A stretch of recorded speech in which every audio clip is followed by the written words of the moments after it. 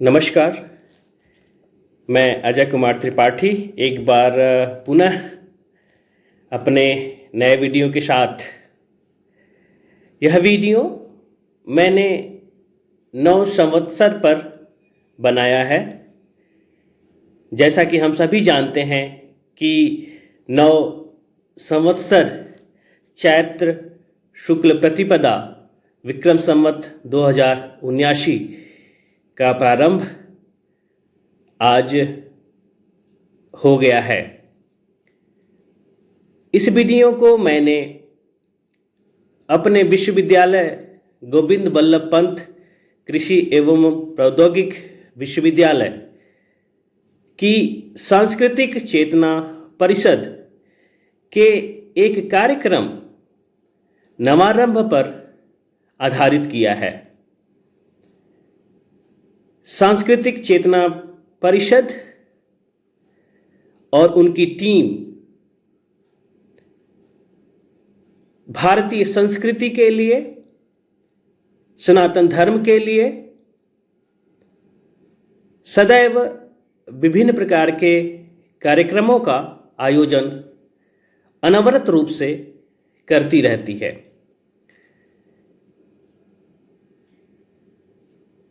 नए वर्ष पर आप सभी को मेरी तरफ से भी ढेर सारी शुभकामनाएं। हिंदुओं का नव वर्ष चैत मास से शुरू होकर फागुन मास तक चलता है, जबकि हम में से बहुत सारे साथी, बहुत सारे युवा नव वर्ष की शुरुआत को जनवरी मास से लेकर अंत दिसंबर मास तक करते हैं। ऐसा इसलिए भी कि हमें बहुत हद तक इसको नहीं बताया जाता। आज हमारा देश युवाओं का देश है और देश के विकास की जिम्मेदारी हम सभी युवाओं पर है। युवा पाश्चात्य संस्कृति को, सभ्यता को तेजी से अपना रहे हैं और उनको अपनी जीवन शैली में डाल रहे हैं।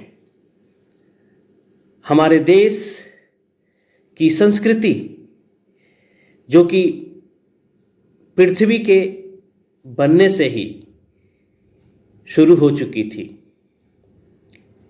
9 संवत्सर हमारे ब्रह्मांड के निर्माण का भी साल होता है। कार्यक्रम में मुख्य अतिथि गजेंद्र सिंह अपने परिवार के साथ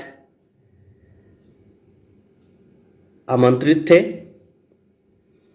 कुल सचिव, अधिष्ठाता छात्र कल्याण एवं अधिष्ठाता कृषि महाविद्यालय डॉक्टर एस.के. कश्यप जी भी परिवार सहित परिवार में थे। पंतनगर एक पूरा परिवार है और एक साथ विद्यार्थियों से लेके प्राध्यापक गण तक, निदेशक तक एक साथ रहते हैं। कार्यक्रम की शुरुआत में हमारे अधिष्ठाता छात्र कल्याण ने अपने आशीर्वचनों से की। इसके बाद हमारे अधिष्ठाता डॉक्टर एस.के. कश्यप ने आशीर्वचन के रूप में सभी युवाओं को, सभी छात्र छात्राओं को अपने देश की संस्कृति के बारे में, महत्ता के बारे में संक्षिप्त रूप से बताया। हालांकि हमारे अधिष्ठाता छात्र कल्याण और अधिष्ठाता कृषि महाविद्यालय दोनों ही बहुत ही कर्मठ, निरंतर प्रयासरत और एक अच्छे वक्ता भी हैं। लेकिन उन दोनों लोगों का इशारा सभी छात्र छात्राओं के लिए मुख्य अतिथि को सुनने का था।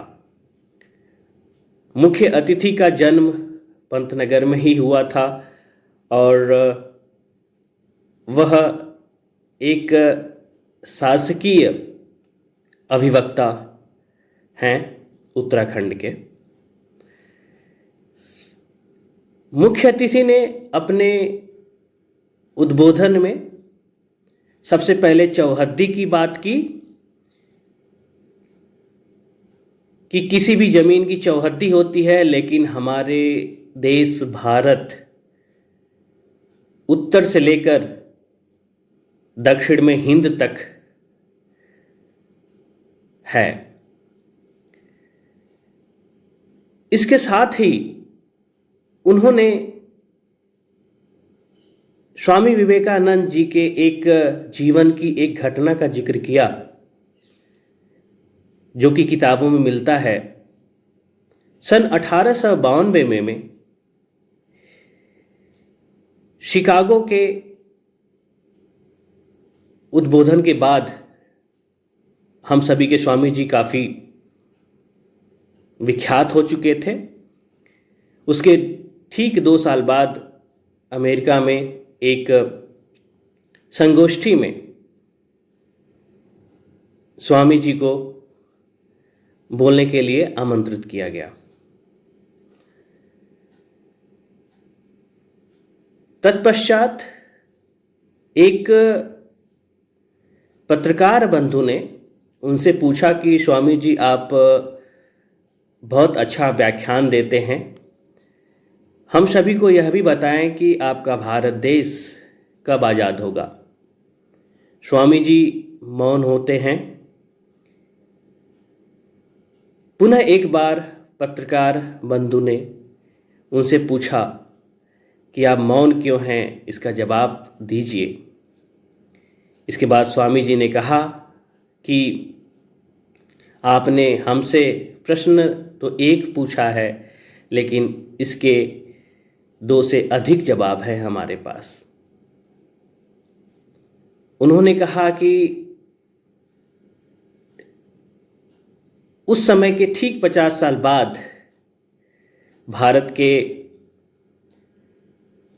आज़ादी का शुभारंभ होगा। इसके साथ ही उन्होंने यह भी बताया कि 21वीं सदी जो कि भारत की सदी होगी, और आज हम इसको अक्षरतः देख रहे हैं कि हमारा देश भारत विश्व विख्यात है, अग्रणी है। उन्होंने रूस की औद्योगिक क्रांति की भी बात 1917 के लिए की थी। मुख्य अतिथि ने बताया कि 1 ग्राम गाय के घी का दीपक जलाने से कई गुना ऑक्सीजन में वृद्धि होती है। इसके साथ साथ वृंदा, तुलसी को हम सभी माता कहते हैं, और तुलसी का पौधा लगाने से भी ऑक्सीजन काफ़ी तेज़ी से बढ़ती है, और साथ ही साथ ओजोन परत जो कि बहुत ही ज़रूरी है वह भी बनती है। इसके साथ उन्होंने किसी माले में 108 मनका क्यों होती है इस पर भी चर्चा की, ग्रह नक्षत्र को बताते हुए। और इसके साथ कार्यक्रम की शुरुआत हुई थी। कार्यक्रम में अनुक्रमण अनुकरण किड्स शो, जिसमें कि छोटे बच्चे और बच्चियां जो कि अपने वर्ष के बारे में बताया। जैसा कि बताया हमने कि वर्ष की हमारी शुरुआत चैत मास से शुरू होकर फागुन तक जाती है। तो इस प्रकार बच्चों ने चैत, बैसाख, ज्येष्ठ, आषाढ़, सावन, भादो, क्वार, कार्तिक, अगहन, पूस, माघ, फागुन के बारे में चर्चा की। विभिन्न प्रदेशों के विभिन्न नृत्य भी कार्यक्रम में संयोजित किए गए थे, जिसमें अरुणाचली, गुजराती, बंगाली, कथकली, बिहू इत्यादि नृत्य का समायोजन था।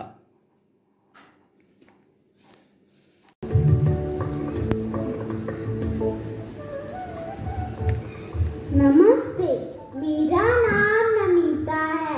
मैं कक्षा 2 की छात्रा हूँ। नमस्ते, मेरा नाम रुद्रांश है। मैं कक्षा 6 का 5 का छात्र हूँ। नमस्ते, मेरा नाम अथर्व है। मैं कक्षा 6 का छात्र हूँ।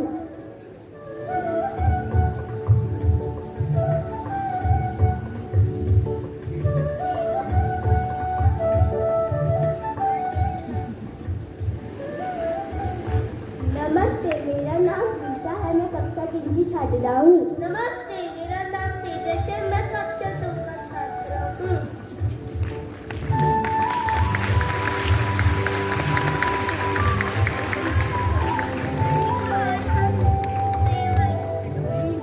नमस्ते, मेरा नाम अनिका है। मैं कक्षा 2 की छात्रा हूँ। नमस्ते, मेरा नाम अक्षत है। मैं कक्षा 3 का छात्र हूँ।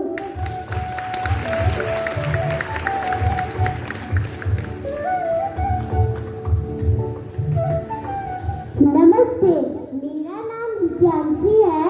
मैं कक्षा 4 की छात्रा हूँ। नमस्ते, मेरा नाम कविश है। मैं कक्षा 4 का छात्र हूँ।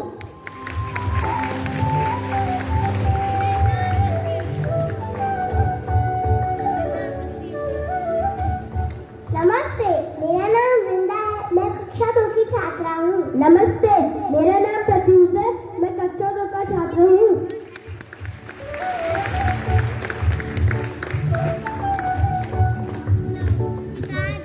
नमस्ते, मेरा नाम अगस्त्य है। मैं कक्षा 3 की छात्रा हूँ। नमस्ते, मेरा नाम चित्रार्थ है। मैं कक्षा 2 का छात्र हूँ।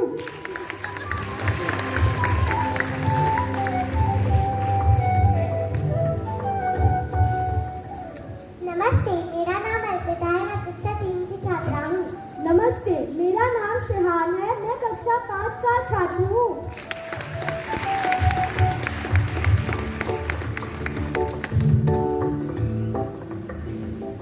सुनो सुनो, एक बात सुनो। एक कहानी बतलाते हैं।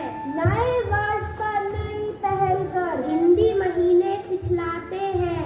गर्मी सर्दी सब आती है, बारिश भी खूब इछलाती है। हर महीना होता है खास, सबके भैया अपनी खास।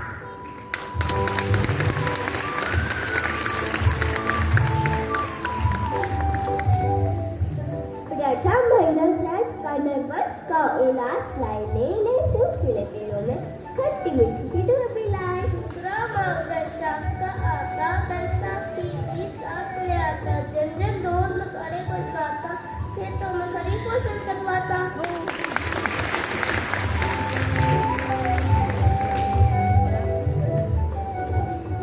तीसरा महीना देश का आए, खाने को वो आम ले आए। गर्मी हमको खूब सताए, ठंडी चीजें मन को भाए। वर्षा की फुहार ले आए, मौज में नाच गाए।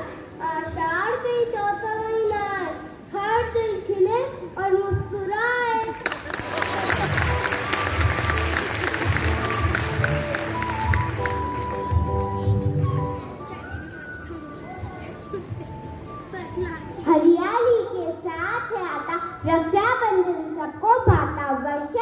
बहुत सारे लाता, 5वां महीना सावन कहलाता। छठा महीना भादो जब आए, खेतों में फसलें लहराए, कृष्ण जन्म की धूम मचाए, गणेश चतुर्थी भी साथ ले आए।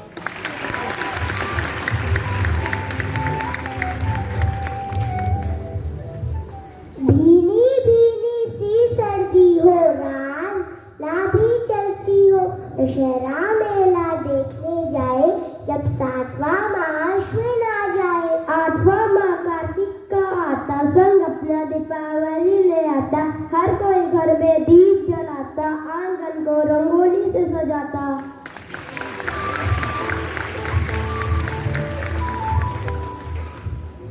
दिन छोटा रात बड़ी हो जाए, शीत लहर सी खूब सताए, 9वां महीना अगहन जब आए, सिया राम का प्यार रचाए। 10वां महीना पौष आए, चलती जाए सर्द हवाएं, बच्चे मिलकर पतंग उड़ाए, मकर संक्रांति पर धूम मचाए।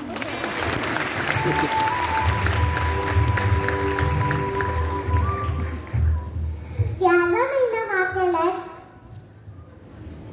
गणतंत्र का पर्व आ जाए, छा जाए वसुंधरा आ जाए ऋतुओं की रानी।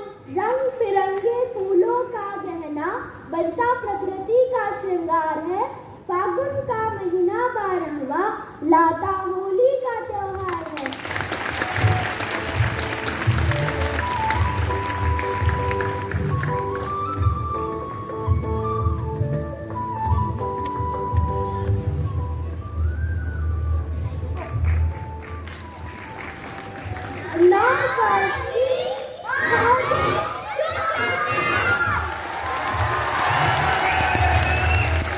बहुत ही सुंदर बच्चों, आपको देखकर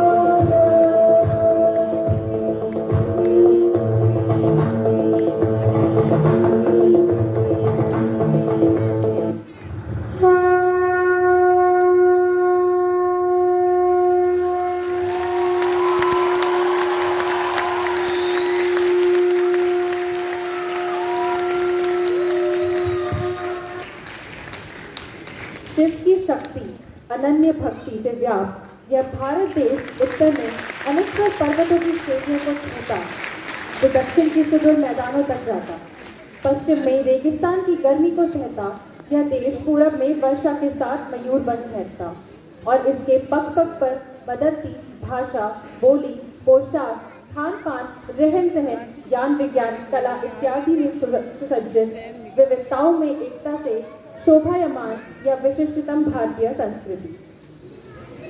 आइए आपको ले चले भारत की एक सांस्कृतिक यात्रा की ओर। सर्वप्रथम चलते हैं इस विशाल भूभाग के ताज की ओर। नवरेह के रूप में अपने वर्ष का आरंभ करने वाले धरा के स्वर्ग नाम से विख्यात इस प्रांत के सौंदर्य को शब्दों में समेट पाना असंभव सा प्रतीत होता है। जहाँ एक ओर इस भूमि ने वेद, नाट्यशास्त्र एवं पंचतंत्र जैसी रचनाओं एवं ग्रंथों को जन्म दिया, वहीं गुरु आदि शंकराचार्य को यहाँ प्रत्यक्ष प्रमाण के साथ शक्ति के स्वरूप का अनुभव हुआ। कला और संस्कृति की अतिशोभा से संपन्न इस प्रांत में रउत एवं घूमर जैसे लोक नृत्यों को स्थानीय जनमानस ने आज भी जीवित रखा है।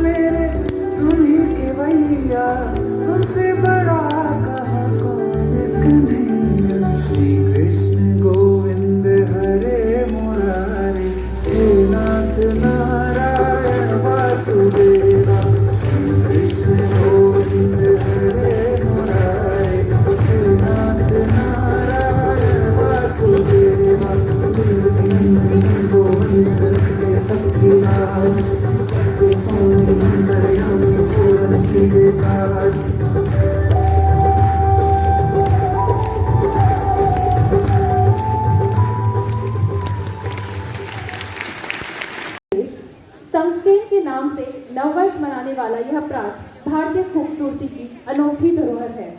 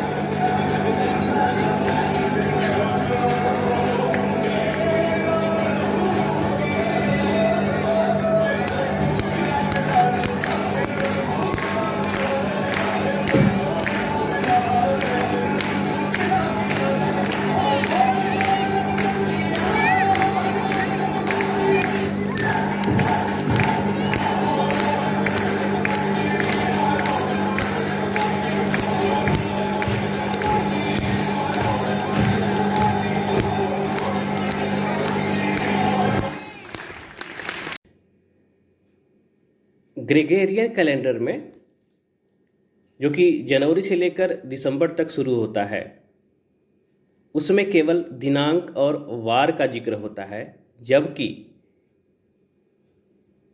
पंचांग में वार, नक्षत्र, करण, योग सूचक और पंचांग तिथि का जिक्र होता है। चैत से लेकर फागुन तक के सभी मास नक्षत्र पर या मास की अवधि नक्षत्र पर निर्भर होती है। नव संवत्सर ब्रह्मांड की उत्पत्ति का भी दिन होता है और माना जाता है कि सृष्टि की उत्पत्ति प्रथम दिन या सृष्टि की उत्पत्ति के प्रथम दिन से ही नव संवत्सर मनाया जाता है। हम सभी शक्ति की आराधना नव संवत्सर पर करते हैं और शक्ति स्त्री रूपा है। जब कभी अहंकार से भरकर यानी शक्ति को नकारते हैं, सृष्टि को बाधा पहुंचाते हैं, तो शक्ति चंडी रूप में आकर हमें रोकती है।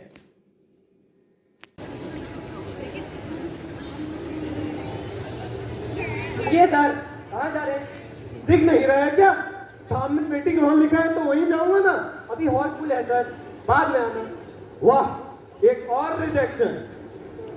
हॉल फुल होने की वजह से वह निराश हो जाता है और सीट पर जाकर बैठता है जहाँ एक सर पहले से ही बैठे हैं।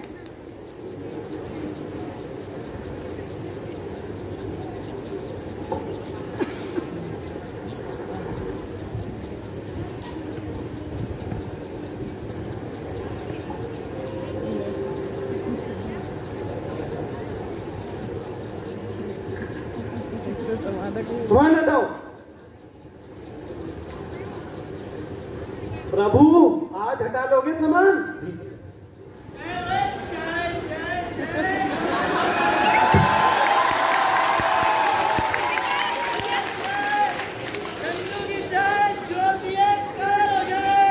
बेटा जी इधर आइए।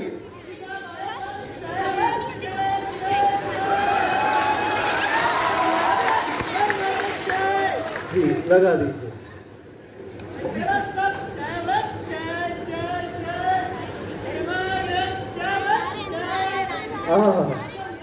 बहुत ही अच्छी चाय बना। क्यों परेशान कर रहे हो मुझे?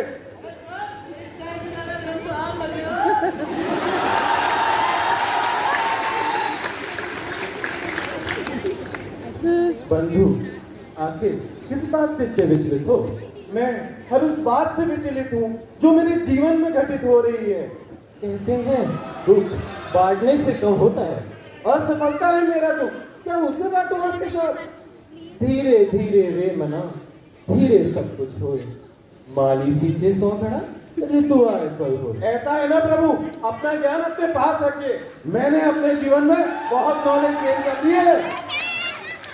आग जो लगी समुद्र में धुआं न प्रकट होए, सो जाने जो जन्मा क्या खिलाए हो। ऐसी कौन सी नॉलेज गेन कर लिया आपने जो एक विदेशी ग्रेजुएट को सिखा रहे हो? Actually, the problem with people like you is that you consider yourself the torch bearer of knowledge. I am pretty much sure whatever I am telling you, you are not getting a single bit of it. यात्रीगण कृपया ध्यान दें, गाड़ी संख्या 2, 4, 5, 6, 7, 8 अपने निर्धारित समय पर प्लेटफॉर्म नंबर 4 से रवाना हो चुकी है। I think this train has just left. मेरी आपके हॉल। अरे रुकिए, बोलिए। अब मैं 7 घंटे के लिए यहाँ अटक जाऊँ, अब मैं क्या करूँ? अब आप ही मुझे बताइए, आपकी विश्राम में है कोई इसका उपाय? परेशान मत हो, मेरे साथ आश्रम चलो, वहाँ तुम्हें रहने का स्थान और तुम्हारे प्रश्नों का उत्तर मिल जाए। इस बहस के साथ दोनों आश्रम की ओर निकल पड़ते हैं। आश्रम का वातावरण शांतिपूर्ण है, चिड़िया चहक रही हैं, फूलों की खुशबू हृदय को प्रफुल्लित कर रही है। सर वैज्ञानिक को मुख्य आचार्य से मिलाते हैं और वैज्ञानिक स्टेशन पे घटित सारी घटनाएं आचार्य को बताते हैं। आचार्य कहते हैं तो इसमें इतना व्याकुल होने की क्या बात है? अब तुम यहाँ आ ही गए हो तो मैं तुम्हें यह आश्वासन देता हूँ कि तुम्हें अपनी सारी समस्याओं का समाधान यहाँ मठ में कुछ समय व्यतीत करके मिल जाएगा। चलिए मैं भी देखता हूँ इस मठ ऐसा क्या है जो मुझे मेरी समस्या का समाधान मिल जाएगा। आत्मविश्वास से भरपूर मुख्याचार्य जी को सुनकर वैज्ञानिक उनके वचनों को परखने के लिए आश्रम भ्रमण पर निकल पड़ता है।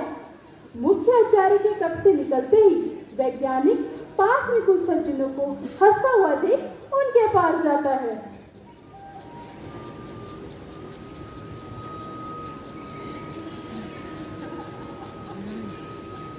अरे आप लोग हंस क्यों रहे हैं? अरे हम महान वैज्ञानिक डॉक्टर सीपी होले एक नन्ही सी फूल पर हंस रहे हैं, जिन्होंने एक प्रयोग में की सामग्री डिग्रीवा के बारे में पढ़ा और उसके अर्थ का अनर्थ कर दिया। शिखी ग्रीवा, ये क्या है और आप किस प्रयोग की बात कर रहे हैं? गजब है, पढ़े लिखे तो खूब लगते हो। तुम शिखी ग्रीवा के बारे में नहीं जानते। खैर छोड़ो, इस विषय में तो ये आपको ज्यादा अच्छी तरह से समझा सकती हैं। परेशान मत हो, मैं बताती हूँ। सबसे पहले मिट्टी का एक पात्र ले, यानी अर्थन पॉट, उसमें ताम्र पट्टिका डालो मतलब कॉपर शीट, तथा शिखी ग्रीवा डालो। फिर बीच में गीली काष्ठ पादू लगाए, अर्थात वैक्स और डस्ट, ऊपर से पारा डालें अर्थात मरकरी बंदूक, तथा जस्त लोच डालें। बंदूक जिंक, फिर तारों को मिलाएंगे तो उससे विद्युत बैटरी का निर्माण होगा। यानी फॉर्मेशन ऑफ सेल। और डॉक्टर पीपी होले ने इस प्रयोग में शिखी ग्रीवा का अर्थ मोर की गर्दन समझा और वह मोर को ढूंढने निकल पड़े।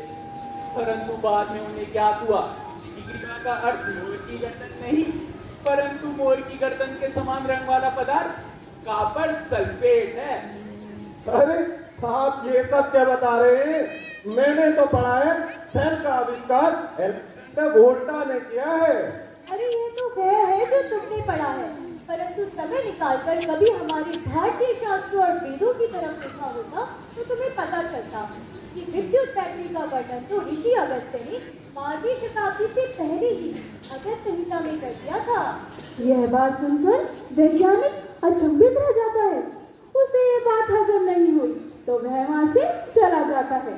आगे बढ़ने पर उसे एक बोर्ड दिखा जिसमें सूर्य एवं पृथ्वी की दूरी और नीचे एक पंक्ति लिखी है, युद्ध सहस्त्र योजन पर भानु। यह देखकर वह उलझन में पड़ जाता है और पास में गुजर रहे कुछ व्यक्तियों को बुलाता है। अरे सुनिए,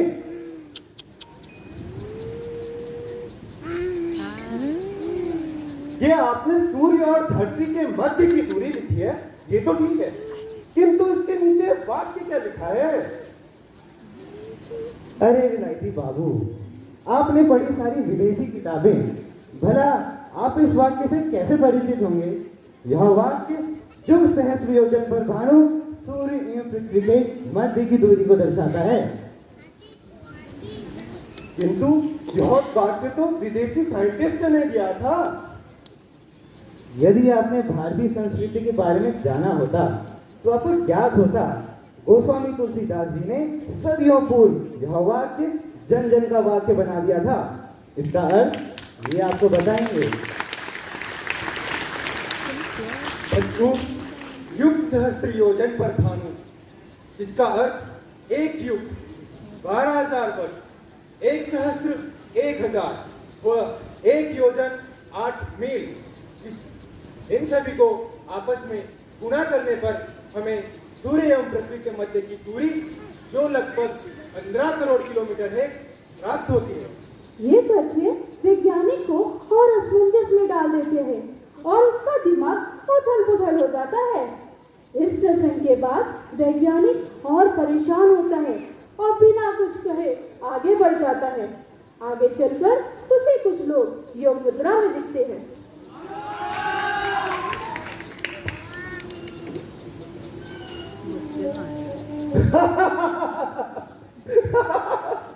अरे देख रहे हैं मूर्खों को, ये कितने ही ज्ञानी बनने की कोशिश कर ले, पर अंत में व्यर्थ के कामों में ही लगे हुए मिलेंगे। अरे बाबा जी, क्या बेकार के काम में लगे हुए हो? बंधु, यह योग का एक अभिन्न अंग प्राणायाम है। हाँ, है तो व्यर्थ ही।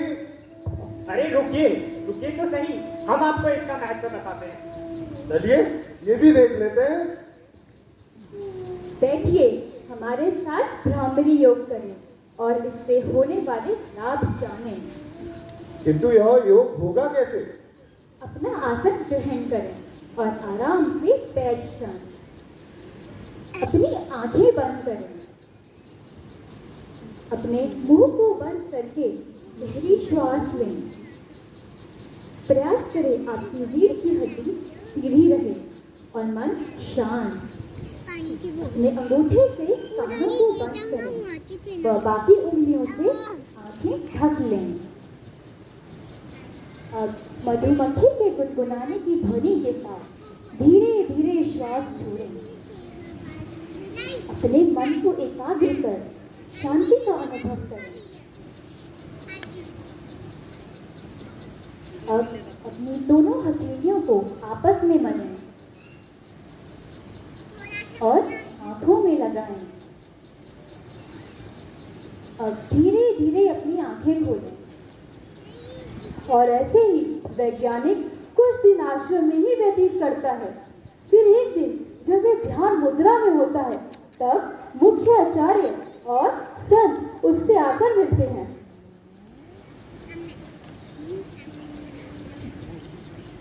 कैसे हो वत्स? तुम्हें देखकर अब अच्छा प्रतीत होता है। तुम्हारा तनाव काफी कुछ कम हो गया है। गुरुवर, शांति तो है, किंतु यहाँ फिर आ जानी है। गुरुवर, आगे मुझे कई मुसीबत का सामना करना है इस मठ साथ जाने की, तो अब आप मैं क्या करूं? तुम्हारी ये परेशानी का कारण आखिर है क्या? गुरुवर, मैं विदेश में पढ़ा हुआ एक साइंटिस्ट। मैं भारत के बारे में कुछ तथ्य लेकर जब विदेश के एक कॉन्फ्रेंस पे गया था, तो प्रूफ न होने के कारण मुझे रिजेक्ट कर दिया गया। और मैंने यह रिजेक्शन का कारण अपनी संस्कृति वो आप लोगों को समझ गए। पर अब बस अब तुम क्या करोगे? प्रभु, अब मैं यही रहना चाहता हूँ। लेकिन बंधु, तुम्हारे अंदर मैंने जो एक तेज, ये प्रकाश देखा है, इसे इस प्रकार दबाना देश हित में नहीं। तुम एक बार फिर विदेश जाओ, वहां हमारी संस्कृति का प्रचार करो। यही तुम्हारा परम धर्म होगा। अच्छा प्रभु, आगे दीजिए। और वह इसी गौरव को अंतर्राष्ट्रीय संगोष्ठी में पुनः प्रदर्शित करने जाता है। वह अपनी गौरवशाली संस्कृति पर पूर्णतः विश्वास करता है और अपने नवीन शोध को उत्तर प्रत्युत्तर के साथ प्रस्तुत करता है, और उसकी प्रस्तुति सभी का ध्यान अपनी ओर आकृष्ट कर लेती है।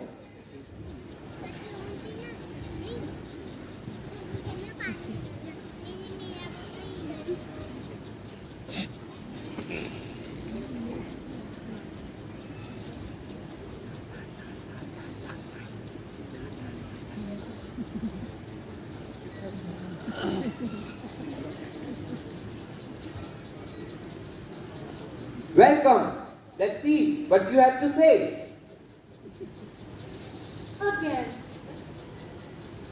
Again, same 0, 0, 0. Don't worry, this time we will give him a one. Banana leaf? Are you guys serious? Don't you have tickets to eat? Ew, disgusting. भाई, कर क्या रहा है तू? सर, मैं वही कर रहा हूँ जो मुझे पहले ही कर देना चाहिए था।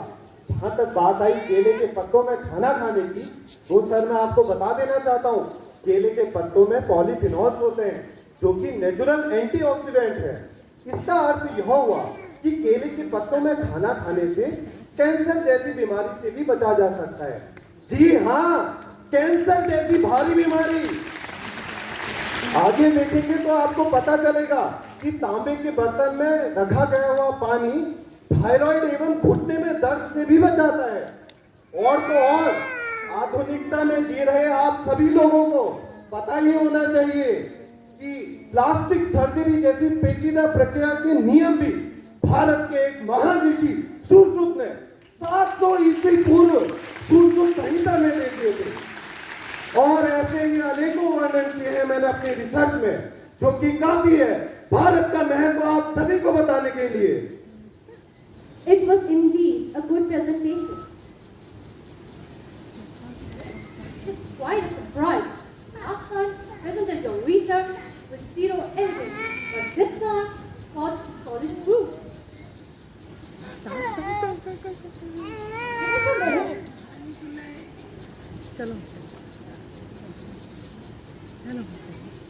We are very impressed. We have usually decided to operate the membership of our council. तो sir, will you join us? तो मित्रों, अब आप सभी मुझे बताइए, क्या मुझे यह प्रस्ताव स्वीकार कर लेना चाहिए? धन्यवाद सर। आप अपनी पोजीशन अपने पास रखिए और मैं अपना ज्ञान व कौशल अपनी बेसिक में उपयोग करना चाहूंगा। मेरे भारत ने दुनिया को नजर दिया है, तारों की भाषा भारत ने दुनिया को पहले सिखलाई। देखा ना जमलो भारत को, यूं शांत जाना मुश्किल था।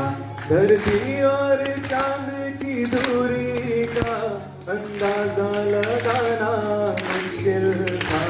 सभ्यता जहाँ पहले आई, पहले आई है जहाँ पे गया। हमारा भारत है जिससे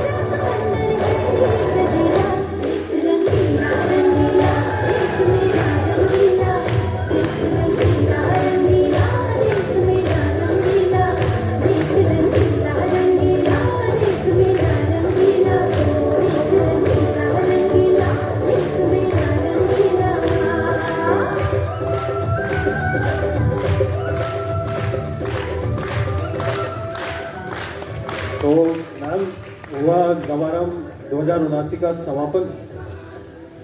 शुभम, समापन तो हुआ है। मैं एक बार दर्शकों से पूछती हूँ कि क्या नवारंभ ने आपके मन को भाया, आपको अच्छा लगा?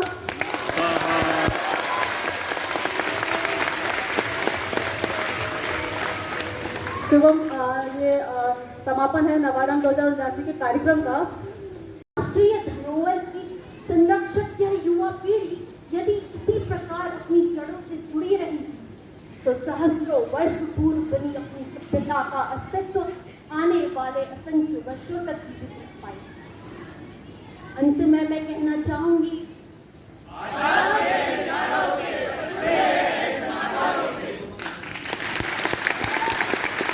एक प्रश्न है, अभी भी एक प्रश्न मेरे दिमाग में खड़ा होगा। अपनी संस्कृति की हमने बात करी, अपनी सभ्यता की हमने बात करी, इतनी सारी बातें करी। एक युवा आता है यहाँ पे खड़ा होके और वो कहता है जब उस सन्यासी को आनंद आता है हमें, ये संस्कृति, ये सभ्यता, जब हम अपनी बात करते हैं, अपनी संस्कृति की, अपनी जड़ों की बात करते हैं, प्रश्न सिर्फ इतना है कि हम भेड़ हैं कि शेर हैं। प्रश्न मात्र इतना सा है, भेड़ है कि शेर है। ये सिंहों की भूमि है, आदि शंकराचार्य की भूमि है, चाणक्य की भूमि है, स्वामी विवेकानंद की भूमि है। जब यहां कोई सन्यासी खड़ा होता है, जब वो विश्व सम्मेलनों में जब भारत के परचम को लहराता है तो विश्व तालियां बजाता है, कहता है ऐसा देश नहीं हम देखा हमने, ऐसा फैब्रिक नहीं देखा हमने। बस इतनी सी बात है, सिर्फ इतनी सी बात कि हमारी संस्कृति, हमारी सभ्यता, क्या ये हमारे हृदय में है? क्या अभी भी हम शर्म खाते हैं? क्या ये युवा पीढ़ी शर्म खाती है अपनी संस्कृति को लेकर, या उसको अपने हृदय में ज्वलंत ज्वाला की तरह धारण करती है? अगर हो सिंह, अगर हो शेर, तो बोलो भारत माता की, भारत माता की। कोई अर्थ नहीं इस भारत माता की जय का यदि इसे हृदय में धारण नहीं कर सकते। कंठ का विषय है अगर भारत माता की जय, तो कोई अर्थ नहीं है इसका। अगर जी सकते हो भारत माता की जय तो बोलो भारत माता की, भारत माता की। 2079 हम उसमें प्रवेश कर रहे हैं। मैं आपकी बात से बिल्कुल सहमत हूँ। ये हमारी संस्कृति है जो जिसका ना आदि है ना अंत है, जो संस्कृति जो अनंत है, उस अनंतता को जीना ही हमारी संस्कृति है। यही भारतीय संस्कृति है, इसी का यह नववर्ष है, यही नव उमंग है, यही नव तरंग है जो हमारे हृदय में विराजमान है। सही कह रहे हो शुभम, हमारी संस्कृति जिसका कोई अंत नहीं है, हमारी संस्कृति, भारतीय संस्कृति अनंत है। और सांस्कृतिक चेतना परिषद इस भारतीय संस्कृति जो अनंत है, इसके साथ में आज के इस कार्यक्रम का समापन करते हुए और मैम संकल्प क्या लेंगे? संकल्प वही मैं बोलने वाली थी शुभम, कि हम इस संकल्प के साथ अपने नव संवत्सर में प्रवेश करते हैं कि हम आजाद रहें विचारों से, पर जुड़े रहें संस्कारों से। एक बार मैं हमारे सारे दर्शक, सारे प्रतिभागी, सबसे मेरा अनुरोध है कि सब एक बार पुनः मेरे साथ बोलेंगे और ये संकल्प लेंगे, आजाद रहे विचारों से, आजाद रहे विचारों से, पर जुड़े रहे संस्कारों से, पर जुड़े रहे संस्कारों से। जय भारत। जय भारत।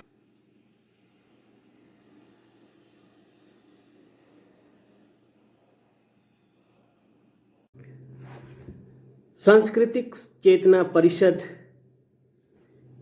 की staff counsellor doctor Vinita Rathore, छात्र अध्यक्ष शुभम कुमार, उपाध्यक्ष रवि कुमार झा, अंकिता, रजनीश पांडे, प्रभात कुमार सिंह और सुषमा स्वामी, यह विभिन्न पदाधिकारियों के नाम हैं। इसके साथ साथ चेतना परिषद की विभिन्न कमेटी गठित हैं, जिसमें सृष्टि सानवाल, सौरभ गोस्वामी, ऐशना श्रीवास्तवा, मल्लिका त्रिपाठी, बलराम, उर्वी एवं श्रुति पांडे हैं। इसके साथ ही बहुत सारे नाम हैं जो कि अथक प्रयास करते हैं और किसी भी कार्यक्रम को अच्छे तरीके से संपन्न करवाते हैं। भारत माता की जय। वंदे मातरम। जय हिंद। धन्यवाद।